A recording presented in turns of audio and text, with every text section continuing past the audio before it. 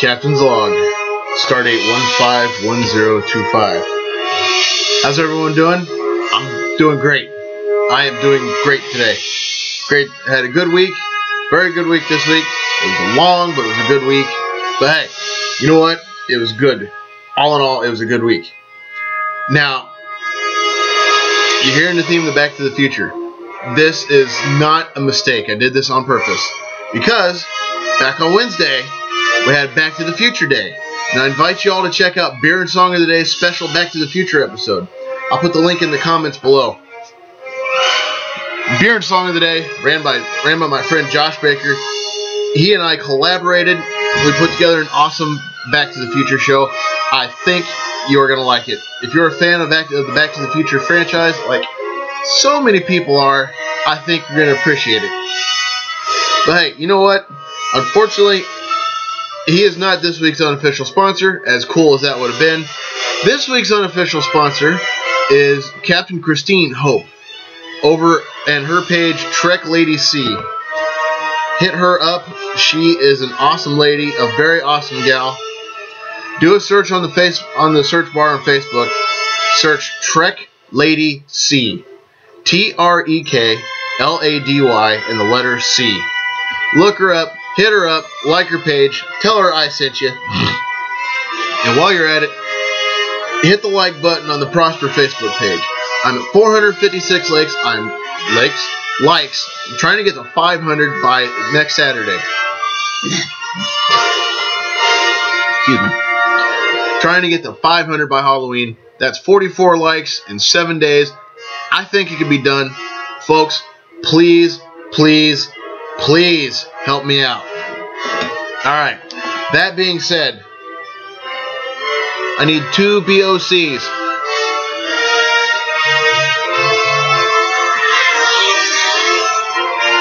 Outstanding. Alright. This week's first BOC. I like this one. Blue Moon Harvest Pumpkin Ale. 5.7% alcohol by volume. Of course, gotta have it in the Prosper consumption device. Here we go. The Prosper opening device. A USS Enterprise bottle opener. For those of you that don't know, this is the proper device on this show. Proper opening device, proper technique. That one messed up a little bit.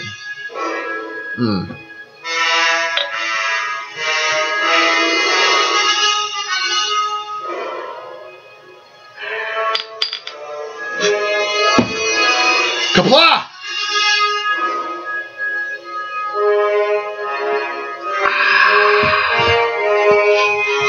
Yes, good stuff. Good stuff. Back to the Future celebrated Future Day just this past Wednesday. Once in a lifetime event that will never happen again. Steven Spielberg, Robert Zemeckis, Bob Gale, thank you so much for bringing that to us. Thank you so much for doing the 2 sequels. And you 3, I'm going to go ahead and give it to you now, the Prosper Salute. Alright. We got to start this off the right way. We got to start out with birthdays. Birthdays for the week. I got a handful of them, so bear with me. Let's get it started. First birthday, gal I knew when I was living in jolly old England. My friend, although you're a Seattle Seahawks fan, Natascha Smith. Tasha Fabulous.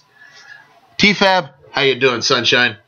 Did you see that Seattle Seahawks win over the weekend? Or Thursday night? I hope you did. I saw it.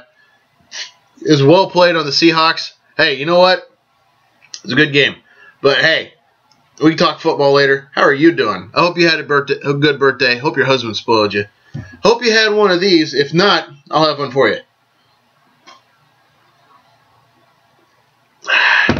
Next on the list. Now, I have yet to meet this gal in person, but she's a veteran of our country, folks. She's a veteran of our country. Here recently, she's been in the news standing up for people defacing the flag, disrespecting the flag. She's even arrested for it.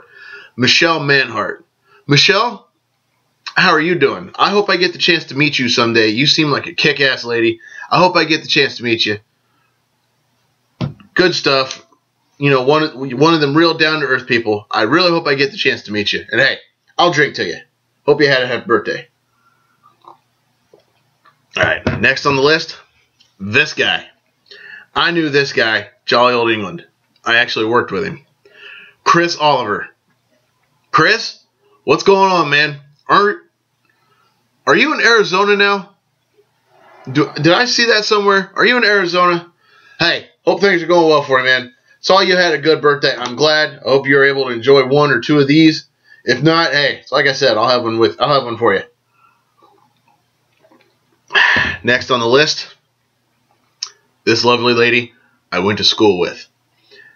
Graduated the same year as I did, and it seems like every time I take a trip back to Hagerstown, seems like I run into her at Walmart or Kroger or wherever it is wherever it is we happen to be when we bump into each other. Corenda Kobe. I knew her as Corenda Land. How are you? I hope you're doing well. Hope things are going well for you. You know what? I just saw not too long ago where you gave birth to a beautiful baby boy. Boy? Is that right? I think it was a boy. Hey, you know what? The prosperous salute and congratulations to you. Happy birthday. You know what? I'm fairly certain that right now you're not able to have one of these, so I'll have one for you. Alright, next on the list. Knew this guy. Worked with him in Germany. Played softball with him, actually. Good dude. Good shit. Guy I'm really fond of. James Walworth. Wally! What's going on, man? Where are you at? Are you still in Germany? Are you still in Germany or did you move? Man, it has been a while since I talked to you. How are you doing? I hope you're still playing softball. Hope you're still doing what you're doing. Hey, you know what? Hope you had one of these on your birthday. If you didn't, shame on you. I'm not having one for you. I know you can. Alright, next on the list. Another guy, new in Germany. Worked with him kind of closely. Manny Stallings. Yo, Manny! What's up, man? What happened to your 49ers? Or what's been happening to your 49ers? Hadn't been a good year for you guys. But hey, you know what? Gotta take the good with the bad. Hang in there. I got a good feeling something might be coming around the corner. Not this week, but sometime soon. Manny, to you, my friend, I drink. Happy birthday. Alright, now, this gal, I actually met her while I was in England. Good friend of mine. Wished I'd have known back in the day that she was a Star Trek fan. If I'd have known that, oh man, your husband and my wife probably would have went nuts if we'd have got together. You probably just heard her. Katie Hardwick. Yo, Katie, what's going on? I see you're living it up in New Mexico. Hope things are going well for you. Hope you're doing all right. Hope you had a happy birthday. Hope Brian spoiled you. If not, I may have to go try to rough him up a little bit. Brian, Katie, to you two lovely people, I drink. Katie, happy birthday. Excuse me. All right, next on the list. Next on the list, I found this guy on Facebook. I thought this guy was his dad, but at the same time, after doing some research, I found out that he is just as good as his dad. Michael Westmore, and this is Michael Westmore Jr., all right, not Senior. Senior, as you may or may not know, did almost a lot of, if not all of the makeup on Star Trek. From, I want to say, the Next Generation all the way through the end of Enterprise. But Mike Jr., I saw he did a lot of work with Data. I looked at Memory Alpha. I wanted to make sure it was you, I wanted to make sure whether or not it was you or your dad before I did this. I saw you did a lot of work with Data. Excuse me, behind the scenes on the Next Generation in the films. But hey, you know what? Either way, good to know you. Mike, happy birthday. For the work you did on Star Trek, for your contribution, the Prosper Salute. Actually, hold on. I want to give you a sincere Prosper Salute on that one, because Star Trek, I could probably speak for all the fans, but I am not going to be arrogant enough to do that. But your contribution behind the camera has meant so much to us on seeing what the people in front of the camera, you know, making the people in front of the camera more believable. But yeah, Mike, to you, I will drink. Oh, hey, you never did let me know how far Jadzia's spots went. Just saying. All right. You said you'd check with your dad and get back to me, but you thought they only went as far as they did. Let me know for sure. Next on the list. Now, this gal is actually a fan that I picked up from Beer and Song of the Day. Excuse me. She's a fan of the Prosper page probably from Beer's biggest fan base, Wichita, Kansas. Rebecca Schultz. Yo, Rebecca, how are you? Did you have a good birthday? I hope you did. I really hope you did. I hope you got spoiled. Hey, you know what? I'm going to drink for you. Happy birthday. All right, next on the list. This next gal is actually a model. We have a few mutual friends. Excuse me. We have a few mutual friends, but I think I heard somewhere that you are a Star Trek fan yourself. I think you are. Kait Noir. That's Kaitnoir. And check out her page, Kait Noir. Same thing. Facebook.com/the Kait Noir. I'll tag it out in my post. Yo, Kait, how you doing? Did you have a good birthday? I really, really, really hope you did. And I really, really, really hope you are a Star Trek fan. Because I've seen some of your shoots, and damn. That's all I'm going to say. Kait, I drink to you. All right, almost there. Oh, actually, last one. Last one. Worked with her husband in England, but she's a Squealers fan. The Pittsburgh Squealers. That team had so much potential. Kayla Wilkins. Kayla, I saw where your husband got you a jersey and made you a few signs, or a couple signs for your birthday, just in time for the game. You know what, Kayla? Happy birthday to you. Hope you enjoy the game. You know what? Go Steelers. Why not? Go Colts. All right. Hey, who made it through the birthdays? All right. Time for some additional greetings. Now, these first three, I posted 3 and Identify this week, and they all got answered. Excuse me. They all got answered correctly. Now, I was looking for Starship Class on this one, and my friend Evan Brave got it. He said that this was a Constitution Class refit. Evan, you hit it right on the head.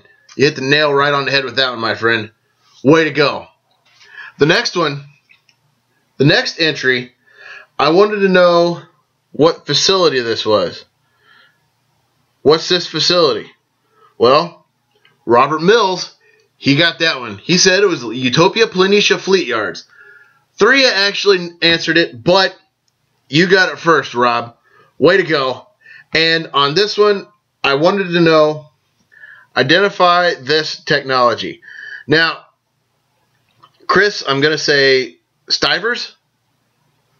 I think it's Stivers. If I pronounced it wrong, I apologize. But he said medical tricorders circa 2360s. You absolutely hit it right on the head.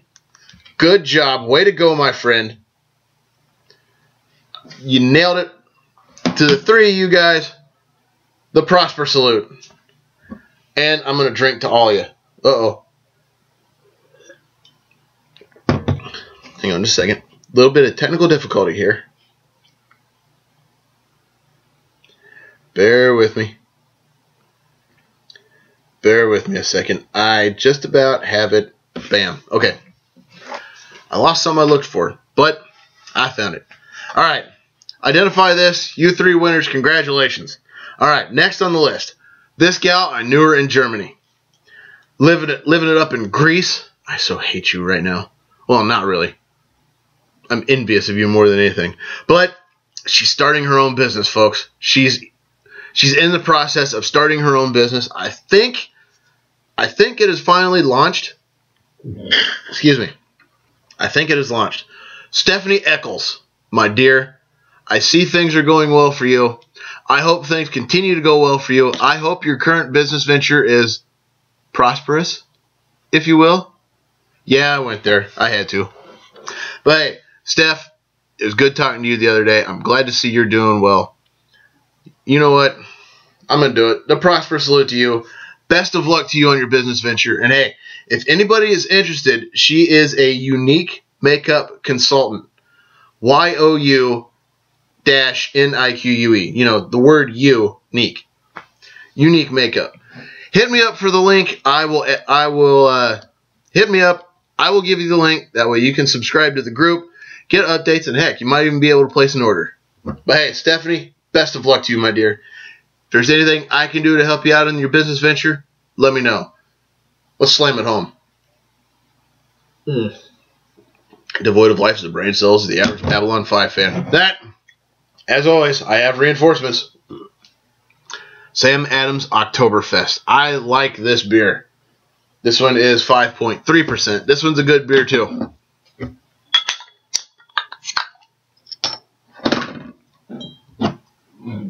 Excuse me.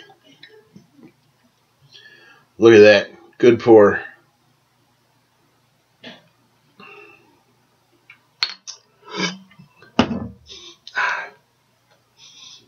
Oh well. Kapla! Because you're supposed to drink beer, not smell it. Ooh, that was good.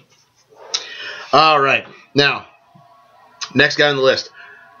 He's actually doing a caricature for me. Ran into him at Comic-Con last weekend.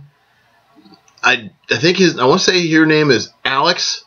I don't exactly remember your name. I don't think I heard it. But his page, Imagine More Caricatures. Hit him up, like him on Facebook. Heck, you might even be able to send him a request, and you might even be able to hook it up. Check it out. I'm not totally sure if he can do anything off of Earth Station Okinawa, but hey, you can ask the question. Worst case scenario, he'll tell you no. But he's working on something awesome for me. I think y'all are gonna like it. I happen to know he's almost done. When he's finished, I'll share it with y'all. But hey, thanks for hooking a brother up. All right, next on the list. Ooh. Yesterday at the house, we had an all-day Madden tournament here. My friend Victor Heckman, Mustache, came over. He took me to the cleaners. Beat me 7-1 overall. But the only game that sucked was the Panthers game, believe it or not. That was the only game that could be considered a blowout. But hey, Mustache, you know what? Anytime you want to come over, you're more than welcome. Door's open. Well, the door's not open. You got a key, so you should know you're more than welcome here. You know what? Let's do one of these together sometime. Let me know. I know you don't drink, so I'll drink for you. All right. These next three people, I'm going to hit them up. I'm going to hit them up all at once. These three are awesome people. These three, along with Josh Baker, have helped me spread the word on my page. They have allowed me to spread the word every day. They have either allowed me on their group every day or they have shared the page themselves. William Wells, he runs the Star Trekkie fans group on Facebook. Becky Holmquist, she has shared my page. And William Holt, he has shared my page every day. He shares everything at about 3 o'clock in the morning for him. Let me put you in the notes, Willie. That way I remember to tag you later. These three have helped me get to where I am right now. 456 likes. Excuse me. 456 likes on Facebook. William Wells and Becky, Star Trek fans. I think I met y'all. I met Becky through the Synthaholics. That's an awesome group of people. William Wells, I think you just found me one day randomly. You guys, Star Trek fans. Willie Holt, I know you through Josh. You are a Mafia Wars player, if I remember correctly. But hey, to the three of you, the Prosper Salute. Thank you so much for doing what you do to help me out. And I drink. Hey, you know what? That's it for the greetings. So, this time of the year, You know what's next, right? You should. Yep. Football. It's football time. Yes. Football. Probably one of my favorite times of the year. There's 2 times of the year. Football season and Star Trek season, which is also known as waiting for football season. Now, I've got my week 7 picks all lined up. But before I do anything else, I want to give some love to the Indianapolis Colts. Last week, you guys were expected to get blown out. You guys played a solid game up until y'all upchucked it on that 4th and 3 play. That dumbass 4th and 3 play. But hey, you know what? You guys get paid to make those decisions, not me. So I don't know. I'm moving on. You guys are moving on. Let's do it. Let's talk football. All right. I correctly called the Seahawks-49ers game. I said the Seahawks were going to win it. I called that one right. They ended up winning 20-3. The rest of the week, Bills and Jaguars in London. I'm calling the Bills because the Jaguars. Yeah, I'll just leave it at that. Saints Colts. This one's at Lucas Oil. I think the Colts have it. The Saints are too inconsistent. And honestly, aside from that 4th and 3 upchuck play, if the Colts keep playing the way they have been, they may have 1, maybe 2 hurdles the rest of the season. And I'll get into them as they show up. All right, Cowboys Giants. Spirit song of the day. This is their game of the week. It is a classic NFC East rivalry matchup. Both teams, the Giants are tied for first with the Eagles right now, believe it or not. The Cowboys are looking to knock the Giants down a peg. But I don't think that's going to happen. I've got the Giants predicted to win, although both teams are banged up, but the Cowboys do not have Romo or Bryant. So they are not going to have the win on that one. Buccaneers Redskins. This one is my toilet bowl pick of the week. This one's my toilet bowl game. I got to go with the home field advantage on this one. I'm going to say the Redskins are going to do it only for that reason. Falcons Titans. The Falcons are not going to have a problem here. It's the frickin' Titans they're playing. Come on. Falcons are going to win it. Vikings Lions. I think the Vikings are going to do it mainly because of the way the Lions have been playing throughout the year. I don't know. This one could go either way. I'm going to throw that one out there. It could go either way. Steelers Chiefs. Now, when I made my picks, I felt this one could go either way too. But I'm kind of having second thoughts on that part. I'm calling the Steelers on this one. The Steelers are going to win it. Browns, Rams. I think the Rams have it. I will be surprised if the Rams lose this one. I really will. Texans, Dolphins. Even though the Dolphins did come back and kick ass last week, even though they kicked ass out of nowhere, I still think this one could go either way. But I got to give it to the Texans because I think the Dolphins may still be rebuilding. If the Dolphins can win this week, if they do win this week, I've changed my mind about them. I'm going to say that now. If the Dolphins win this week, I've changed my mind about them. Jets Cheaters. Okay, now, the Jets are tough this year. They are very tough. They're only 4-1, and usually at this point they're like 2-5 or 2-3. Excuse me, 2-5. I can't do math. They're usually 2-3 at this point, but they have shown that the Jets mean business.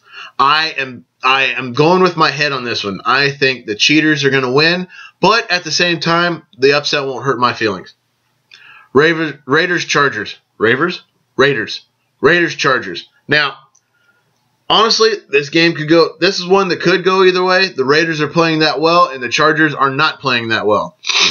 Both teams have won and lost when they probably should have. You know, the Chargers have lost and they probably should have won, and the Raiders have probably won when they should have lost. This one could go either way, but I'm going with the Chargers.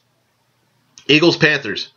The Eagles are too inconsistent, and it is going to be a very, very big surprise if the Panthers' winning streak ends here. The Panthers are undefeated, and if they lose to the Eagles, something is wrong. The Eagles are just too up and down. I am not calling the Eagles. And finally, for your Monday night matchup, Ravens-Cardinals, I got to go with the Cardinals. I think the Ravens are a little bit of a joke this year. And for your teams that are on the bye week, you got the Bengals, the Packers, the Bears, and the Broncos. All right, let's regroup. Whew, got a little full energy there. Not necessarily a bad thing. All right, let us go into the databanks. This week's entry, Patterns of Force from the original series' second season. Now, up. You know what that is. Folks, that's your spoiler alert. The Enterprise arrives in the standard orbit of the planet Echos, passing the outer planet Xeon. Kirk's mission is to make contact with Federation historian John Gill. On approach,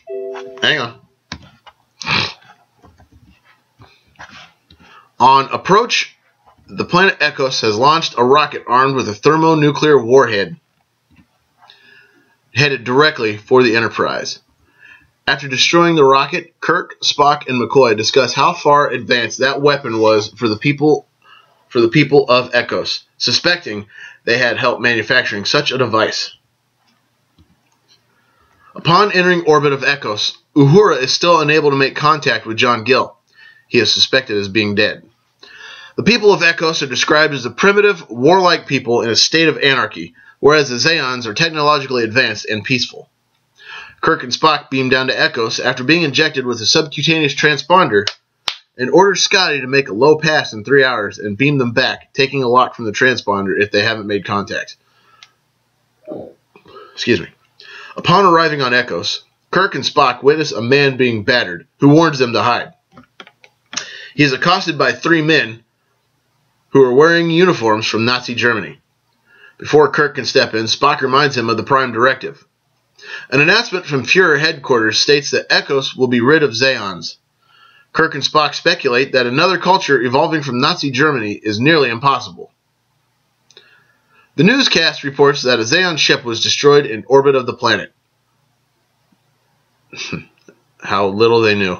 Melikon, the deputy Fuhrer, is seen awarding Darius with the Iron Cross Second Class. As the announcer signs off, he salutes the Fuhrer, John Gill. Suddenly, an Ecosian comes around the corner, weapon drawn, but fails to capture Kirk and Spock. Spock takes his uniform, complete with a helmet, and Kirk poses as his prisoner in an effort to infiltrate Fuhrer headquarters. Spock renders another Ecosian unconscious, and Kirk takes his uniform. Before they enter headquarters, they are found out to be spies by a major for failure to salute. Of all the things to go down for, failure to salute. But then again, if you don't know the rank structure and insignia, it makes sense. After Kirk and Spock are taken into custody, they are stripped of their tops and flogged. The Major tries to get Kirk to confess that he and Spock are under orders to kill Fuhrer Gill. During the course of the interrogation, Chairman Enoch enters the detention area and looks Spock over. Kirk states that he'll only speak to the Fuhrer before getting prodded with a club.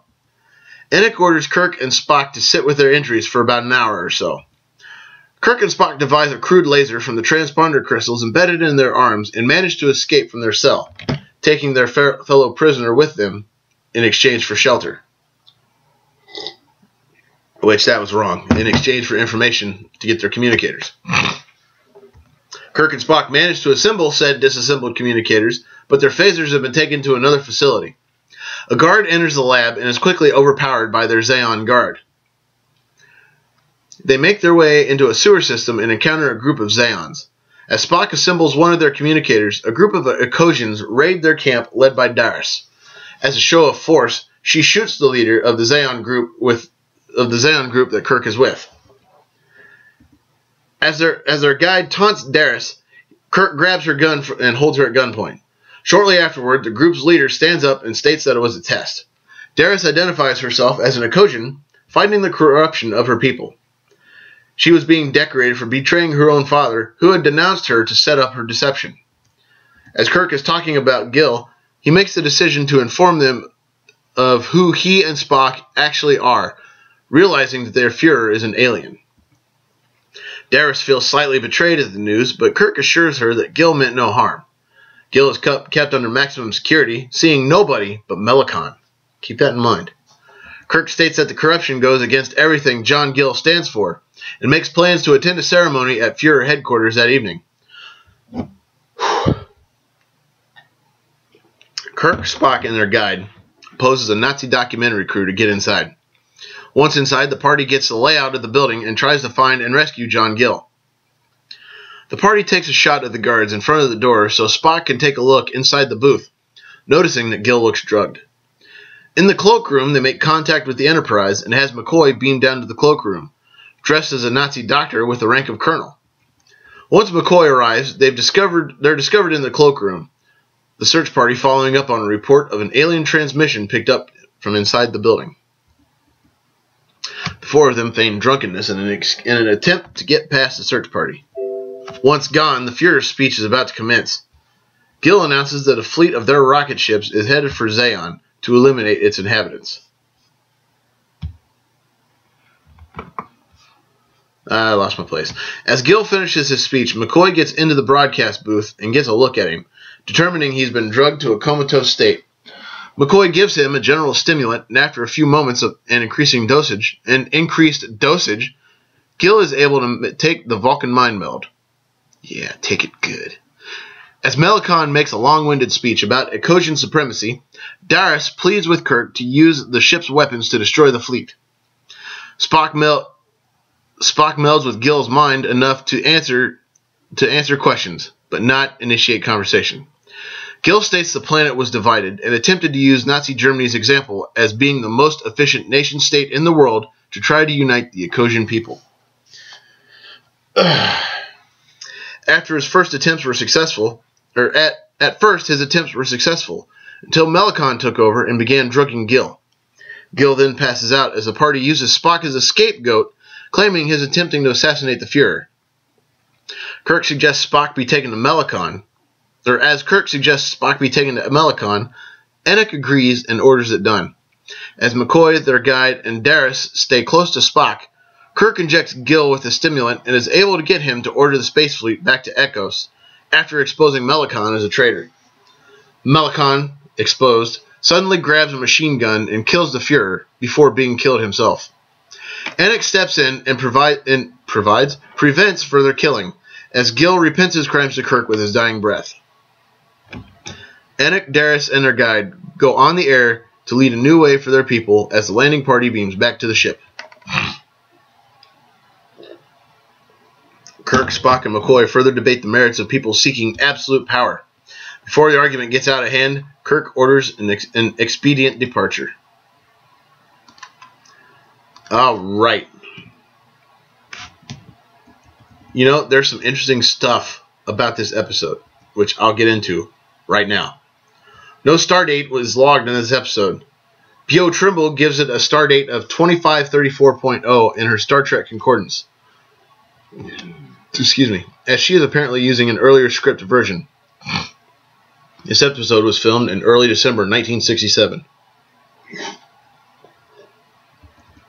John Meredith Lucas wrote this episode out of his fascination with the functioning of totalitarian regimes, especially Nazi Germany, and their ability to stay in power. During the first season, Paul Schneider wrote a story outline entitled Tomorrow the Universe, about the Enterprise encountering an alien planet adopting Nazi ideology and forming its own Third Reich. Schneider began to develop the story further, however, when Lucas came up with his very similar idea of patterns of force. Schneider began to develop the story further, however, when Lucas came up with his very similar idea of patterns of force, it was deemed much better than Schneider's story, which was scrapped. That stinks. Excuse me. An early draft of this episode had the source of cultural contamination arriving aboard a small Ambassador-class vessel called the Magellan. The name would later be applied in the next generation to the Ambassador-class starships in the mid-24th century, in which the USS Enterprise 1701C belongs. Excuse me, Enoch's name is an inside joke. It is Gene Roddenberry backwards. The name Zeon is a take on Zion, while Abram corresponds to Abraham, David to David, Isaac to Isaac, and Darius reversed is almost Sarah. Almost. With respect to the Enig name, Walter Koenig would attempt to repeat this inside joke several years later when writing for The Land of the Lost. It was to be the name of the Altrusian character in that show. However, somehow the name got mistranscribed as Enig. That's what I thought it was. Don't feel bad. That's what I thought it was. This is the second mention of Nazi Germany in Star Trek, the first being the city on the edge of forever. However, in Mirror Mirror, Scotty did compare Sulu's security system to the ancient Gestapo. Star Trek 12 contains a novelization of this story by James Blish and J.A. Lawrence. The headquarters of the Nazi Party in this episode are the redecorated offices of Paramount Pictures during the 60s, including the building where Lucille Ball ran Desilu. Paramount office buildings were also used as locations in Assignment Earth and a short newsreel scene in Bread and Circuses. The underground area is the same set as was used for The Devil in the Dark. Yeah, I see that now. All the Nazi uniforms used in this episode are taken from Paramount's costume storage and were previously featured in many of the studio's World War II era films. Many of them featured mismatched epaulets, collar tabs, and other rank identifying insignia. However, McCoy's collar tabs, bearing a single silver oak leaf, correctly identified him as a colonel, as Kirk had ordered. I didn't know that. Several uniforms, such as Kirk's and McCoy's, show cuff bands reading Adolf Hitler. They represent members of the... Sorry, my German's not the best. Liebstandarte Adolf Hitler, special bodyguards of the Fuhrer. Imagine that. The front of the Ecosian Chancellery has all of its windows and shutters closed, for the real world reason that the actual building was an active office of Paramount Pictures, with daily business going on inside while the film crews and actors were shooting the exterior. Even so, two individuals who appear to be curious about Paramount Pictures employees can be seen looking down on the courtyard from an upper window. This episode makes a common mistake about Nazi Germany common to television series on the Third Reich. Television takes on the Third Reich, excuse me. Kirk tells the Enterprise to outfit McCoy as a Gestapo colonel. The Gestapo were the National Secret Police. Geheime Staatspolizei? Staatspolizei? Gestapo. Who were more like the FBI and did not wear uniforms but plain clothes. Hogan's Heroes often made the same mistake with Major Hochstetter, who wore the SS uniform but was repeatedly referred to as Gestapo. This episode marks the only time in any Star Trek series or film the actor Leonard Nimoy is seen on camera not wearing a shirt. Okay. Excuse me. V-2 rocket footage from World War II Germany is used in the newscast showing Ecosian missiles. In a change from the stock explosions used throughout the second season, an animated nuclear blast was created for this episode. The attacking V-2 rocket on the view screen of Enterprise was reused footage of the Orion scout ship from Journey to Babel. Obviously not the remastered version. You can probably hear my house commander. In one of the stock news footage scenes, a car with Adolf Hitler accompanied by soldiers is used to represent John Gill as a Fuhrer on planet Echos. The scene is the use of stock footage from the Nazi propaganda film Triumph of the Will. Because of the subject matter of the nation's Nazi past was deemed too serious a topic for light TV entertainment, this episode was withheld from broadcast by the German stations that aired the original series until 2011. I didn't know it was that long. During the first German run of the original series in the 1970s, many former Nazis were still alive. During the second run in the 90s, a wave of neo-Nazi violence was just sweeping the former GDR.